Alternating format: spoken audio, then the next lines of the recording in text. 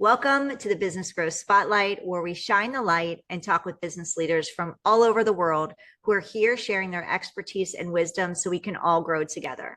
I'm your host, Heidi Schalk, co-founder of HLH Growth Solutions, and we help businesses scale their revenue using outside the box visibility strategies. If you're new to the podcast, welcome. So glad to have you here with us today. You're in for a big treat with my guest, and who I'm going to introduce right now. Let's not spend any more time talking about other stuff. Let's just jump right in. So I want to introduce you to my special guest today, Daniel Story with HomeJoy of Kalamazoo. So welcome, Daniel, to the podcast. Thank you, Heidi. Happy to be here.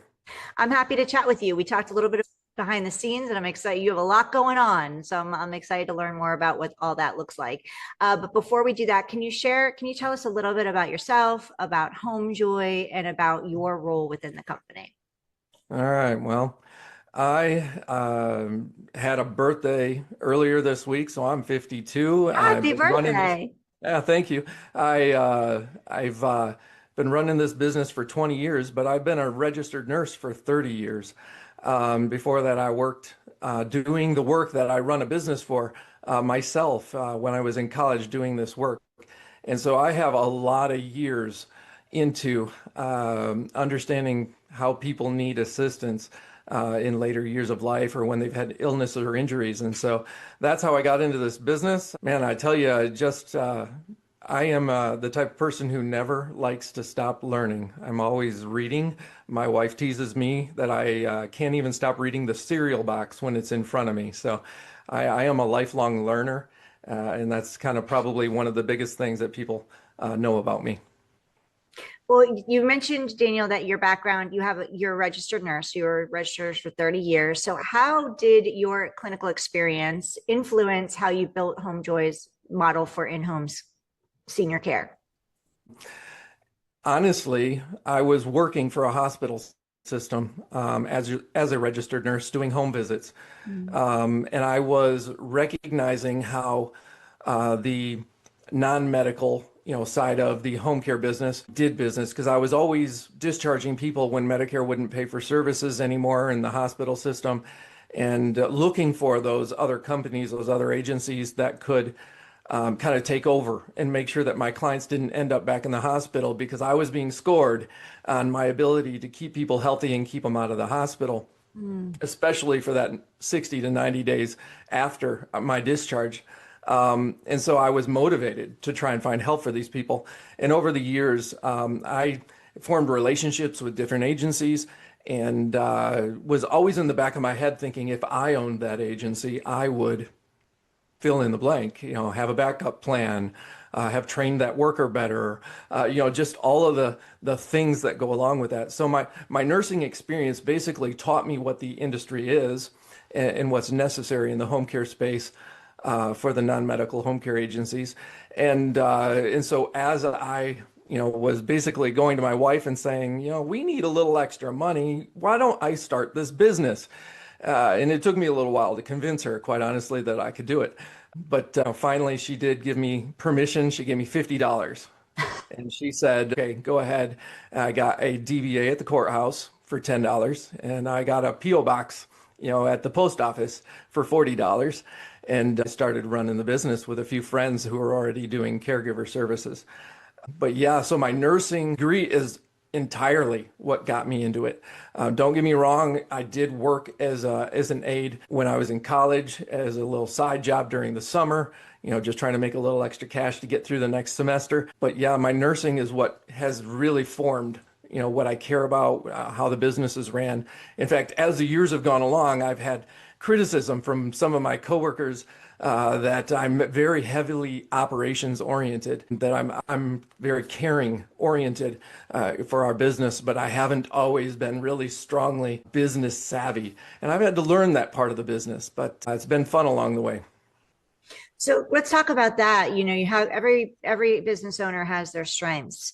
So how did you navigate that? Being really good with the care side of it, but not so necessarily business savvy with it. Like you jumped in, you're like, hey, let's do this. We need, I want to create a more, more of an income. But at the same time, when we launch a business, we're actually depleting our income more than we're building it at the beginning, right?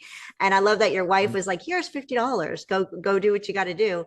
And you did it. Obviously, you've managed to succeed because you've been doing this for 20 years.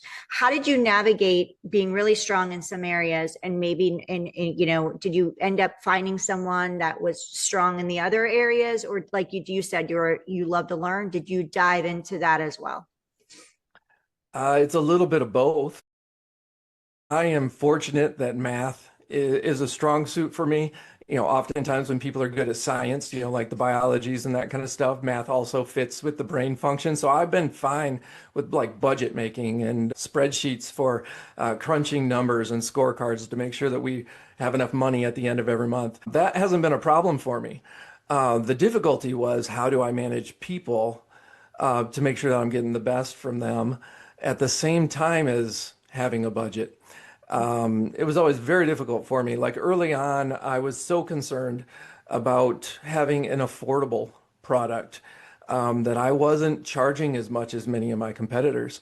And when 2007 hit, 2008 hit, when the banking crisis and the real estate crisis hit, I went about 6 months without getting a new client during that time period. And there's always a little rescission in our business because people die, they move to nursing homes, they move in with family, things of that nature when cost doesn't, work out, the way they want to for home services. And so I was in a position where I almost lost the business and I had to get help. Thankfully, my wife gave me some really good advice at that time. And I actually got a small business mentor from the SBDC.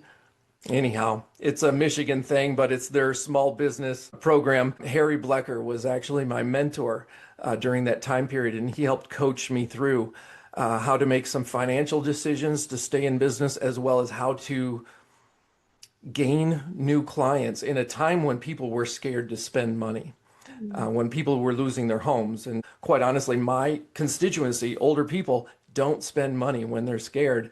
When political things are uncomfortable, in all of those situations. And honestly, we're going through some of that again this year. And it's been a little different. And I've had to learn in order to manage those things, to make sure that my marketing is happening right, as well as my budgets, hold up to what reality is instead of just being make believe. So yeah, I've had to work through quite a lot of those things. I love that you shared that your wife gave you some advice and you brought in your first mentor. And it's really important that, and we haven't talked about that on this podcast yet. So that's why I want to touch on it real quick, is for those of you listening, before, when you're going through a hard time, because business is cyclical, there will be times where you're going to have challenges when you're going to be like, okay, hopefully you don't, but there might be a time where you're considering like, is this the end? Do I need to consider closing the doors? And it's a good idea from what Daniel just shared, like see what resources are out there, because there's a lot of resources out there that'll help you and support you that we're so not aware of. And it just needs to do, maybe it's just you getting vulnerable and putting the message out there. Now with social media in 2007, it wasn't as rampant as it is now. Now with social media, you can be, I know we don't want to say our business is struggling, out there in the public, but sometimes you need to be, a little vulnerable and say, hey, I need a little help here. Anybody have some suggestions? Or that's why networking communities are so good, because you can go to those people you trust and ask. And a lot of people will know some resources that you may not be aware of. Go to your state, right? Your local government, see what they have, the opportunities they have available. So thank you for sharing that, and getting a little vulnerable with us with your challenges, Daniel, because like I said, that's not anything we've ever talked about on this podcast. And I think it's a really gold nugget for people to be aware of. Just like before, when times are tough, we can get really stressed and think that there are our hands are against the wall, right? Our backs are against the wall and there's nothing we can do, when there's a lot of actual resources out there. We just need to ask for support, and we need to do a little research about what's available. So many care businesses struggle with scaling while preserving quality. what operational systems or standards have you put in place at HomeJoy to maintain consistency across locations? Oh, goodness. Yeah, in the early years, I was growing the business organically. Um, we had a friend who said, "Hey, I can help manage in a nearby county. Let's work together." Um, and so, they get a couple months in and realize that 24/7 care is not easy to manage. And I don't really like being woke up at 5 a.m. with somebody saying they're not going to show up at work. And next thing you know, that friend doesn't want to continue. And, what do you do, in order to make sure those clients are still served? And I can't drive multiple counties myself to manage. And so, yeah, it was really tough early on. But since then, we've definitely put a few things in place that make sure that, things do run more consistently. One of those things is having a core values as a decision-making model. Making my core values, of course, is great for culture, but making it a decision-making model has made it work better for my management team and my home care aides and my nurses who are out in the field, all knowing that they can make decisions that are going to be seamlessly working with everybody else on the team. We put caring first. In most every other institution, you're going to find safety first, safety first, safety first. And don't get me wrong, we have safety on our core values, but it's number two. Because when you walk into somebody's home, you can't just bowl them over and tell them what's safe and they have to do things your way. In fact, you have to be better at your job, which is a caring quality. Being good at your job means you care about your job. And so we put caring, again, we put it first. It means my worker has a larger burden of having integrity, when they're in the home, being gracious when they're in the home, so that the client can still have things, have some independence and have some things their way, which is a beautiful thing, I think. So, again, caring, safety, numbers, and community are our four core values. And I think every single person on my team can use those things to make sure that care is consistent across the board, but also so that we're successful. Community, it's the one that most people might not understand. Numbers make sense. Everybody wants to get paid. They want to live indoors and eat food. So that one's easy. But community is a big deal because I tell my workers that they're not to go into somebody's home and take over. They're to go into the home and be a support system to make sure that client maintains connection to their community. You have to be a supporting character in somebody else's life story. You can't come in and be the main character. Which is a beautiful thing again. And if we're all behaving that way again across the system with multiple offices and many employees, everybody participates and we do well. The second thing that I did is we created a 12 caring points. And I blame this one on, I think it was a leadership conference I went to and Horst Schulze was speaking, who was with the Ritz-Carlton years ago. And he talked about having his 18 points of service. And I was like, 18, wow, that's a lot. And he had all of his employees in the hotel every day. And so he could, talk about, one of those points every day with every employee. But my employees are spread all over the place in clients' homes. They're rarely all in one place at one time. And so we chose to have 12 because then every week we could emphasize one and we could repeat them every quarter. So 4 times a year, everybody gets a reminder, that clocking in and out on time is a matter of discipline and respect, just one of our caring points. And so again, we have these tools that kind of create our processes so that everybody's behaving and everybody gets a reminder on a regular basis how important our work is. There's more, but I could keep going on forever and ever here. I don't know if you wanted to kind of stop me here for a second. No, I didn't want to stop you at all. But I do love that you said that caring is number one, because just recently I'm looking for a doctor and in a specific area, and I was referred to 2.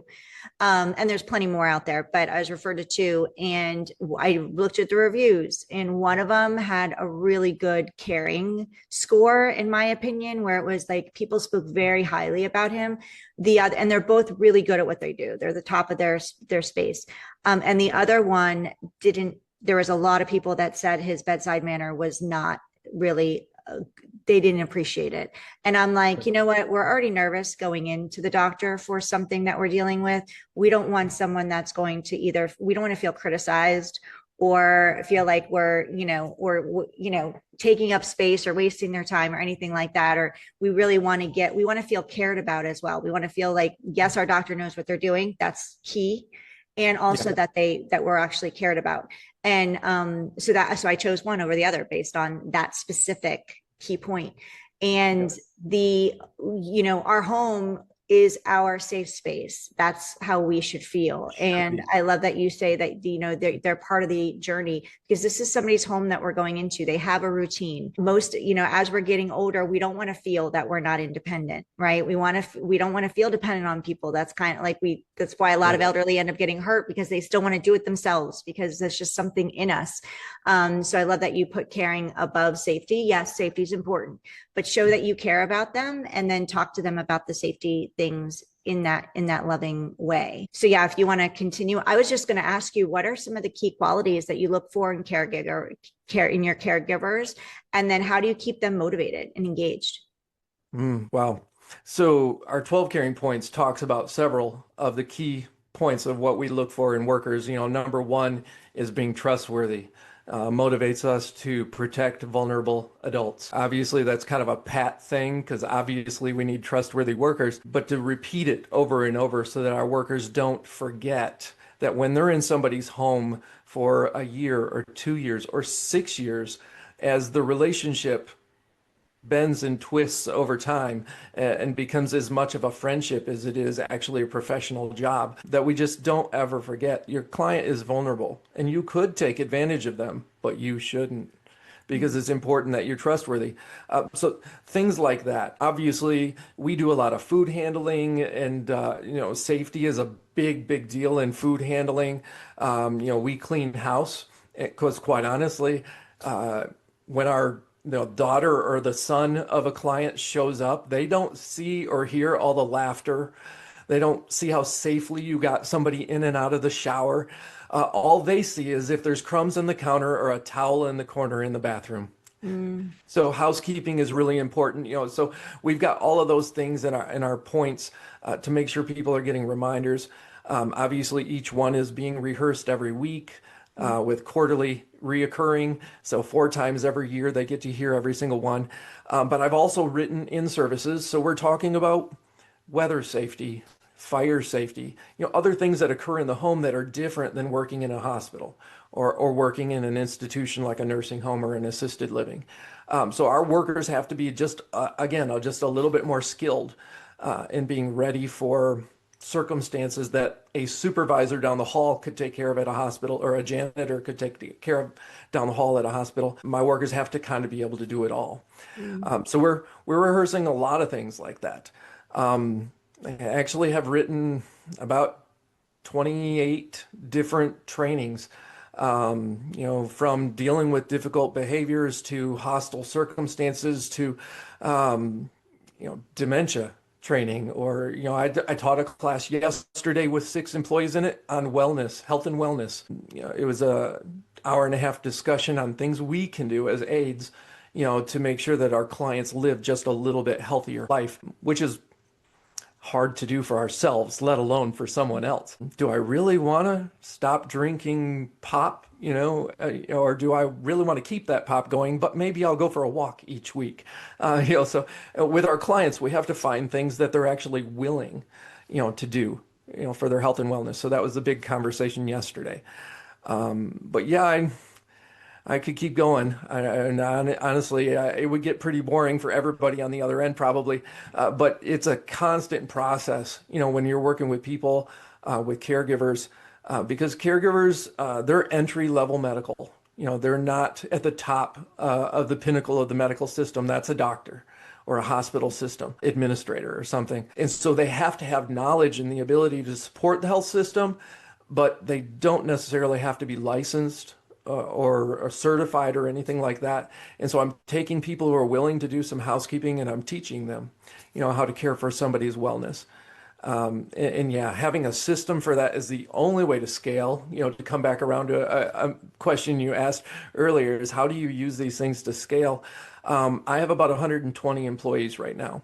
Oh. And the only way I can manage 120 employees is, with a good management team, but also with systems that they fit into, so that their schedules are repeating, having a scheduling system so that they get reminders of their shifts, so that billing and everything goes out automatically because they're clocking in and out electronically, using an app on their phone. We're using every bit of technology right up to the edge of a lot of the AI stuff that is even coming out right now in order to make sure that our employees are being communicated with. Because again, I couldn't have a big enough management team to communicate with everybody every day. 120 employees, 200 clients. There's just no way, that a team of 10 could talk to every single one of those people every day. So we have to have systems in place in order to make sure those things work. How did you develop your systems and processes? Because this is an important key piece for people who are listening, those CEOs, founders who are listening, and they are they're on the brink of growing, whether depending on what that next level is. And one of the key pieces is developing proven systems or putting systems in place like you have. So what was the point that you knew that you had to create these systems, and how did you develop them? I was doing about 400 hours of business a week, is what the trigger that I remember thinking, I can't manage this anymore. I need help. And I remember hiring somebody to come on full time to work with me. And that person, of course, was like, okay, Dan, you've been doing this by yourself, but where's the system? Because they needed to know where they fit in. So honestly, the system started just because of demand. I had somebody looking at me saying, I don't just know this industry like you do. I need you to teach me. And so I started developing ways to handle it. One of the first things we did as far as systemization is making sure that we had a scheduling system that the clients could see as well as the employees could see, so that we didn't always have to be calling somebody to tell them what the schedule was. But everybody could just log in and see it from both sides. That was a wonderful thing when that came on. We use a company out of Ann Arbor called Rosemark for our scheduling system, and they have made these tools really easy for us to use. In fact, somebody calls in sick, all I have to go in is mark that shift as call in. It automatically pops up an open shift and tells me workers who are available. I don't have to go sift through who's working today, who's not working today, because the system just automatically gives me a lot of those systemization type processes. And so having those things in my back, the technology in my back pocket has been a big way that we've done it. But otherwise, it's just, again, by building culture. Having the caring points and talking about it all the time, making sure that my employees, understand that I'm there for them, because I am the registered nurse as well as the few others who work for us. And so when they get caught out on a job and they don't know what to do, they have somebody they can call who's knowledgeable and able to help them. If I wasn't a licensed, educated person and I was in somebody's home who was having a medical crisis, I wouldn't want to be alone in that situation. And so having the ability to support these people and do this work, because quite honestly, they could work under the table. A lot of people in this industry as caregivers work under the table. The reason to work for an agency, the reason to work for me is because of all those supports that we provide. The education, making sure they actually get paid every week. That can be a little tricky sometimes when you're working on your own. And so those are the things people like. And so the business just kept building and growing because we kept doing the next right thing along the way and supporting our employees and communication systems and that kind of thing. Well, you're living your core values every single day, which attracts the employees that you're looking for, and they want to work with you. So you make it easy. And they know they're cared for, right? They know they're cared for. I really hope so, yes. Yeah. It's the only way to be trusted. And honestly, if we're going to talk generationally here, I'm an Gen Xer, say that right. We mistrust everybody.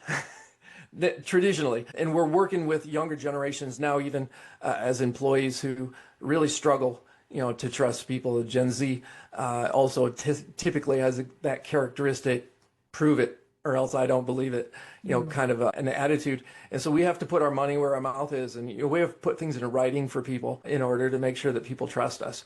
But yeah, definitely working it And every single employee gets to see me do the right thing, even in a difficult situation, so that they know they also have to do the right thing, when it's their turn. Yeah. Yeah. So let's talk a little bit about growing and growth. Can you remember what is your biggest challenge you've faced? Or one of your challenges you've faced in the last 20 years, and how did you move through it?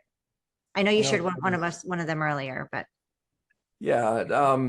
And honestly, you mentioned this earlier before we got on, and immediately the one thing that is a challenge all the time is capacity. Just having the capacity to help people, because honestly, we can only do what our capacity is. I'm only capable of answering and returning so many phone calls a day. And the only way to build capacity is to have more people willing to join the team and work together. So systematizing and handling those things. If we ever have anything go wrong, it's almost always a communication error. And I talked about this on my own podcast a while back, and it's like the one error I never, ever, ever want to happen is for a client to not have something happen they expected to happen. Like a worker doesn't show up when they expect them to show up or something, and we didn't communicate with them to explain why or what was going on. Communication errors are they're just the worst. I mean, because quite honestly, in the world we live in right now, everybody expects us to perform just like Amazon or Costco or any of those other big companies. When you order from them, you get an email when you ordered, you get an email when it's being processed, you get an email when it hits the delivery truck, you get an email when it rolls up your driveway, you get an email afterwards with a picture saying, hey, did you get your package off your front porch yet? And so they get this over communication in other industries, and then they face my business. And in my business, I might have, two people in an office taking care of, 80 clients and, 40 employees. And, how do they make that many phone calls on a bad day when everybody's calling and everybody has a problem?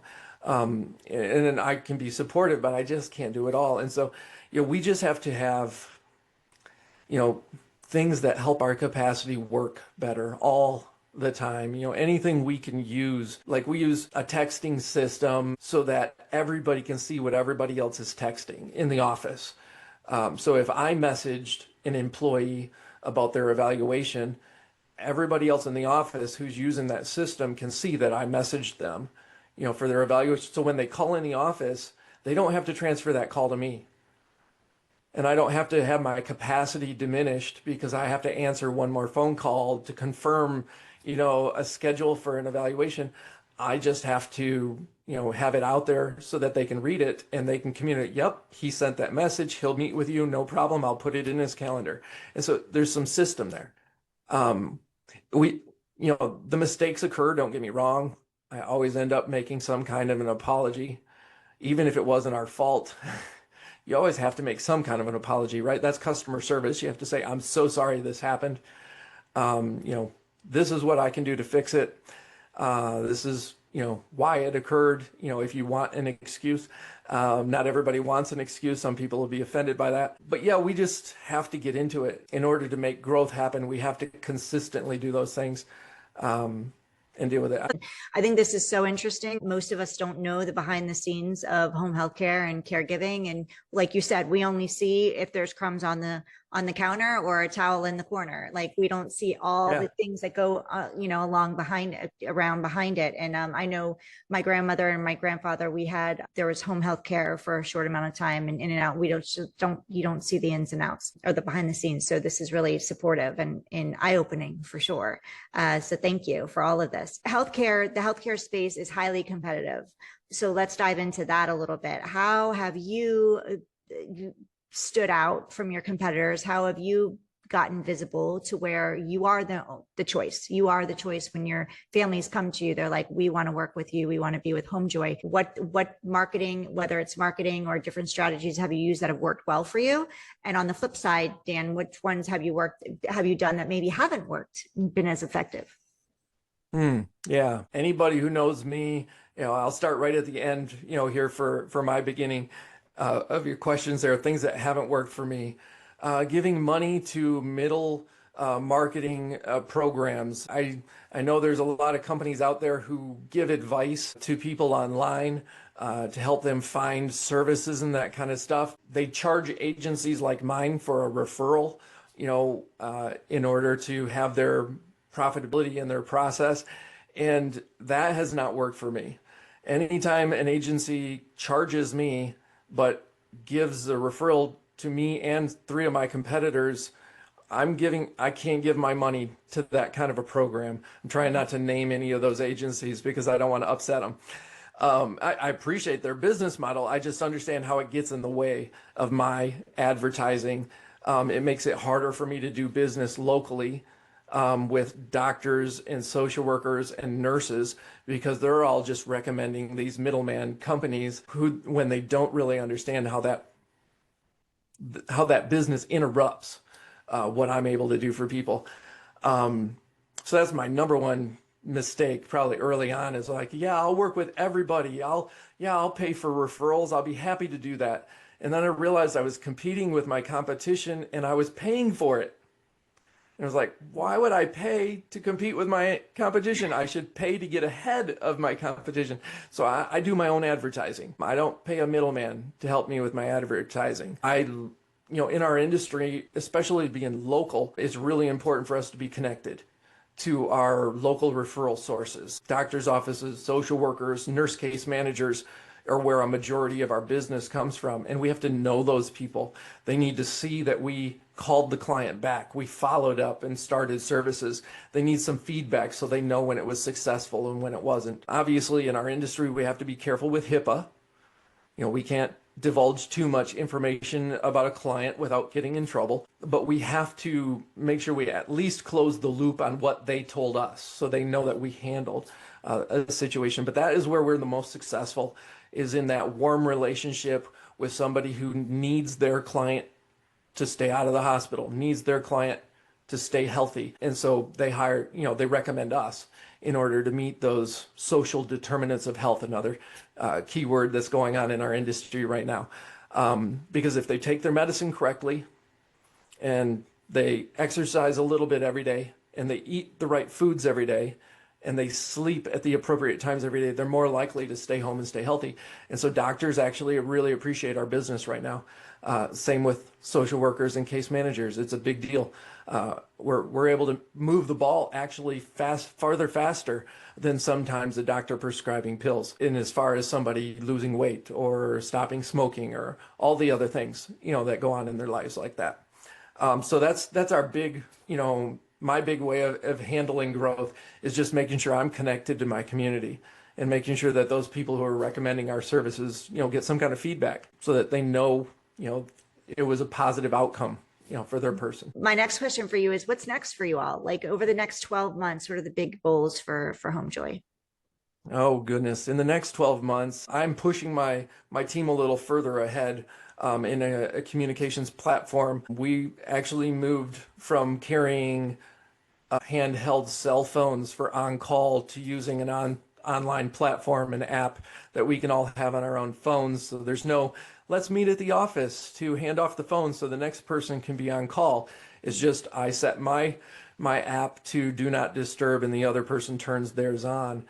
So it makes our life a little bit simpler that way. And maybe we're better at communication also because inside those platforms there's AI and it can actually summarize conversations, and I can evaluate how my employees are managing phone calls and things of that nature too. So I'm really excited about that. Also, as far as growth, we have been working in this, like I said, entry-level medical field of home care for 20 years. But we've over and over and over ran into the fact that the first problem most people have is they can't push a vacuum cleaner while they're holding a walker. And so housekeeping has become a bigger and bigger push. We've actually had a couple of clients fire us because home care doesn't come with their own supplies, their own vacuum, their own mop, like a housekeeping company does. And they didn't like that our workers showed up and said, "Where's your stuff? I'll use your equipment. I'm only charging you for my time. rather than having a quoted housekeeping. So we're going to actually roll out a housekeeping line of business alongside of our home care business. That's awesome. And in doing that, I'm hoping that we'll actually be able to expand our market, where we won't just be serving 80-year-olds who've had a hip replacement or a knee replacement, but maybe we'll be serving the son or daughter of the 80-year-old who's still working and trying to help mom and dad, and we can take care of their house while we also send a worker over to mom and dad's house to cook a meal or help them get a shower safely and things of that nature. So that's a big push for us right now. We actually started the marketing platform for that early this month. So that's a big rollout, and I'm hoping to see some growth there in the coming year.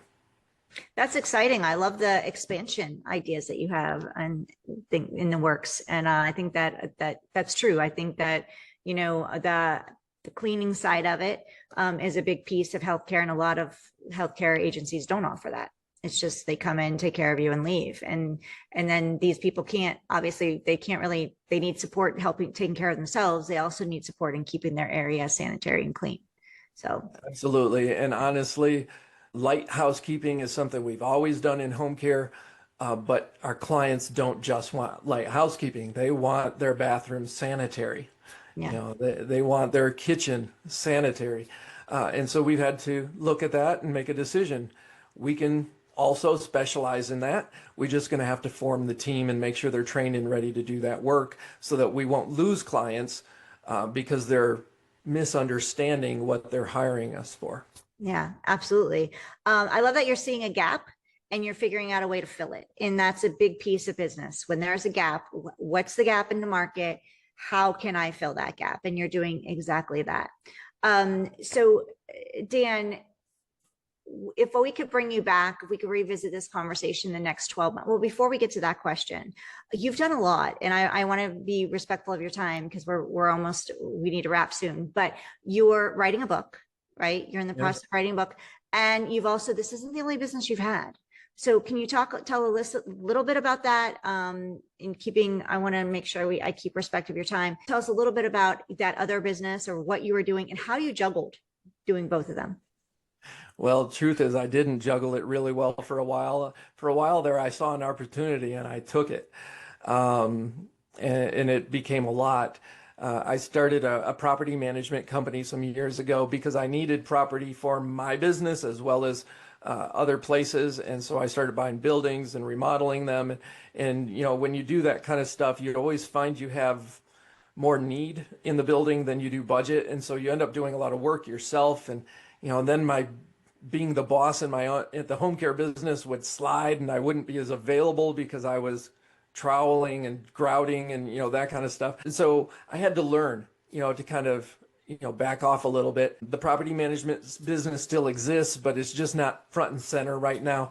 I'm taking rents and that kind of stuff to make sure that buildings are taken care of, but not trying to grow that right now. I have had an assisted living home in the past that actually was a wonderful endeavor, but the manager, that I had in the building is buying me out at this time because I couldn't keep running it and run my home care business. Absolutely was overwhelming me with the amount that the state demanded, let alone the clients demanded, and making sure that everything was taken care of. So I've kind of outsourced that, so to speak, and it's good for her and it's good for me. So I've loved seeing that happen. But then, writing the book happened just because I think I'm getting a little older and I'm so concerned, that the next generation understands the things that have made me successful. Because if you walk into just to talk about the subject matter of the book a little bit here, if you don't mind, you walk into a hospital and you'll see a sign almost in every department somewhere on the wall that says, "We don't tolerate aggression. If you're, overly aggressive, we will call security on you." And I remember seeing these things recently and realizing that people haven't changed in the last 1,000 years or the last 100 years, but our ability to manage and handle people has seemingly changed. And so I'm writing a book on how to deal with difficulty in the medical industry, and I'm talking about queuing, to make sure that people know their place and so that they feel safe and they're less likely to misbehave. And I'm talking about compassion and indulgence, which is not something a lot of people like. When somebody's misbehaving, they don't want to be compassionate. They want to be disciplinary. And I think in the medical industry, we have what's the word? An obligation. Is that okay? To see somebody who's injured or sick differently than we see our 3-year-old who has to be taught a lesson in order for them to grow up. It's not our job to teach people lessons when they're 85 years old and suffering in pain because they've had a stroke or some other thing of that nature. It's our job to care for them. And I think compassion and indulgence moves the needle. When you care about meeting somebody's pain need, then they know it. They're less likely to misbehave because they're scared they won't be taken care of. And I think it's really important. And then the last thing I teach in my book is called attachment, which is my way of saying find a way to take their old coping mechanisms, the way they got over, marriage, child rearing, divorce, loss of a job, all these things they've coped with in the past, but they're misbehaving now because they're ill or injured and they don't know how to deal with it, when the truth is they just need to find somebody who will help them marry those old coping mechanisms with the new situation. Or maybe they need somebody to monkey see, monkey do it for them. Just do it right in front of them so that they can say, oh, that's how that works. I can behave because I can see the medicine coming to me, or whatever the situation is. But it's a long conversation, obviously, in a book. But I really want to make a difference, for the next generation. I want them to be able to handle care for clients in a really positive way. I want their job not to be burdened. I hate the idea of nurses and doctors quitting our industry because they're stressed out and burned out. Because when you do your job well and you have these tools in your toolbox, so to speak, you don't get burned out. You get energized because you saw yourself make a difference in somebody's life. And I'm just really energized by it. I really looking forward to finishing it. Obviously, I'm in the editing position right now. The content is written. I'm just trying to get it all fixed so that my way of saying things is understood by the rest of the world. Yeah, that's what's going on there. I'm really looking forward to seeing that opportunity grow. So when can we look out? When can we expect to look out for that? Does it have a title?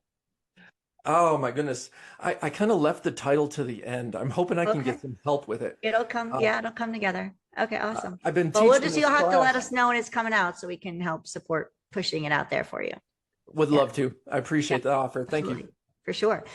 Dan, before we go, can you let everybody know how they can connect with you and learn more about you and HomeJoy and everything else you got going on? All right. Well, homejoy.care is our website. My contact page is obviously on the Kalamazoo, Marshall, and Three Rivers offices pages for our locations. My podcast that I did earlier is HomeJoy, Bits of HomeJoy. So you can find us on pretty much every streaming platform there. Just a couple of episodes out there, but way for you to get to know me a little bit better. Real candid, simple conversations. Otherwise, just contact one of our offices, and happy to follow up and talk to you about whatever you have going on. Absolutely. So make sure you go check Dan out and the company at homejoy.care. We're going to have all of Dan's contact information inside the show notes, so you can go connect with him there, his social media, all the good things. But make sure you reach out to him. Great guy, and you definitely want to know him. And stay tuned for information on that book that's coming. If you're watching us on Amazon, thank you. If you know of somebody that would benefit from hearing from Dan, learning more about him and HomeJoy, please share this episode out with them. Please send the link. This is how we support the guests that are coming on this show. They're growing their business. They're coming in here, sharing tips and tricks and things that they've done that have worked for them, things that have not worked for them in the growth of their journey. Dan's been doing this for over 20 years. So he has, he knows a lot. So if you know of anybody that can benefit from this interview, please share it. If you're listening to us on your favorite podcast platform, thank you. If you could leave a review and would like to, we'd love the 5 stars plus a review. That helps the platform share this podcast out with more people and the messages of our guests like Dan here today. Dan, thank you again for being here. Before I let you go, is there anything that you'd like to share or say that I didn't ask you or we didn't touch on today? Oh my goodness. I feel so fortunate to be in business.